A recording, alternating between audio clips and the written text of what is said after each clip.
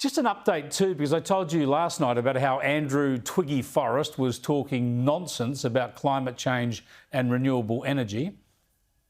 And instead of knocking a slow-moving gracious wind tower, try a nuclear power plant or a belching coal plant next door. The fact that we can feel climate change already, despite the ocean soaking up most of our heat-generated emissions, means Australia has finally run out of time. We can feel climate change already? It's loopy stuff, isn't it? And straight away last night on the program, we got a pretty strong response from the Nationals Senate leader. Twiggy doesn't let his emotions get in the way of making money. And the reality is this guy is in receipt of tens of millions of dollars of Australian taxpayer subsidies in order to, create green hydrogen. Well, no love lost there. It all spilled over again today, though, when Forrest gave a briefing to the Nationals party room. And apparently, things got a little heated. A shouting match between Nationals MP Lou O'Brien and Andrew Forrest on the subject of renewable energy. During the spat, it's believed the member for Wide Bay called Mr Forrest a charlatan and a snake oil salesman, with another particular word. It was quite the moment. There were only two other MPs there, Matt Canavan and David Gillespie. The other Nats had walked out of the room from this Twiggy Forrest briefing at that stage and apparently stood up with clenched fists. Yeah, well, we don't know. Matt Canavan apparently wasn't there either. He'd already left. So, if only we could use the renewable energy that's generated out of heated political discussions. Let's get into the Wednesday wrangle now. I'm joined on the desk by Liz Storer, in early from the late debate. Good to see you, Liz. And Justin Smith down there in Melbourne. Tell us, mate, a bit of biffo between Twiggy Forrest and the Nationals MPs. It sounds like it's getting pretty heated down there, unsurprisingly, because Twiggy Forrest has started to talk like a Greens senator. Oh, is he? Is he really a Green? So anyone who stands up and talks about climate change being a problem is a Green. That's an interesting perspective. Anyway, that's anyone who said, I love the fact that I love a bit of biffo. Yeah, a bit of wrangling. We should get him here on for a wrangle. But I mean, he says he can feel climate change now and that it's already causing death and destruction, and apparently that we can all switch to renewable energy and it's going to be rosy. I mean, this is just patently nonsense. Well, look, I mean, I'm one of these people, I'm only going to talk for myself here. I'm one of these people, I believe that climate change is a very real thing. We need to do something about it. But I only ever want the truth. Twiggy can speak for himself. I only ever want the truth. You mentioned the story that the Nine papers, Sydney Morning Herald and The Age, were throwing out. Look, and I'm not going to pretend I'm not going to stick up for them either, but I would rather see stories like that than have fruitcakes running around saying, oh, climate change is a myth and yes, there may be climate change, but it's hardly a crisis. And we've been listening to that crap for years. So I think a little bit of balance and seeing a little bit of that story, I don't have a problem with that, to be frank.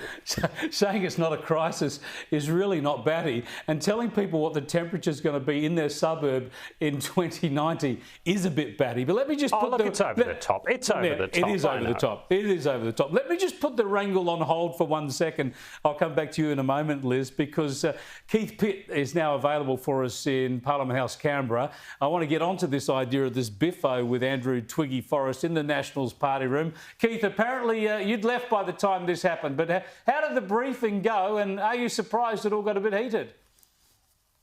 Well, Chris, I didn't go for the main reason I would have gotten a blue with Twiggy.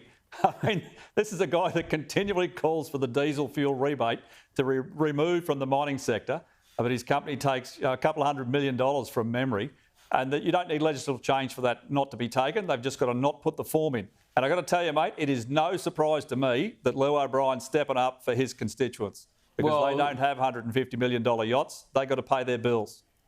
You would have heard from your colleagues, though, exactly what went on. Stepping up, was it just arguing, or was there any physicality about it? Oh, well, I'm advised there's none of that. But, I think the name-calling got out of hand. And Lou doesn't take a backward step, right? He's here to represent his people.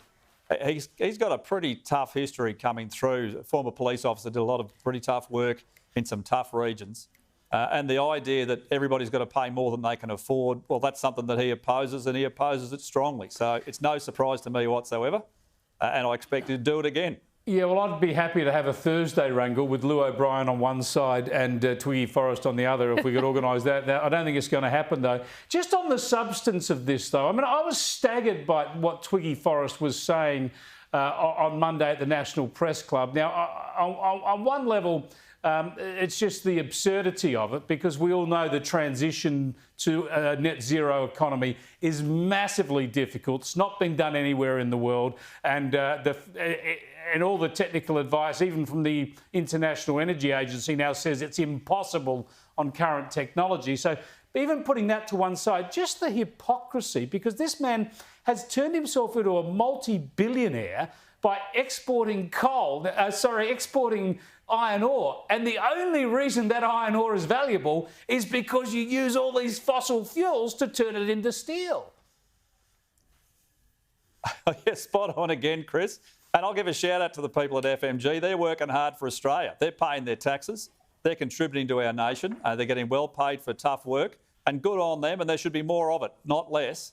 But the idea that you're going to cover great swathes of the country with solar panels and wind turbines, and look at that report in Victoria that's now been withdrawn.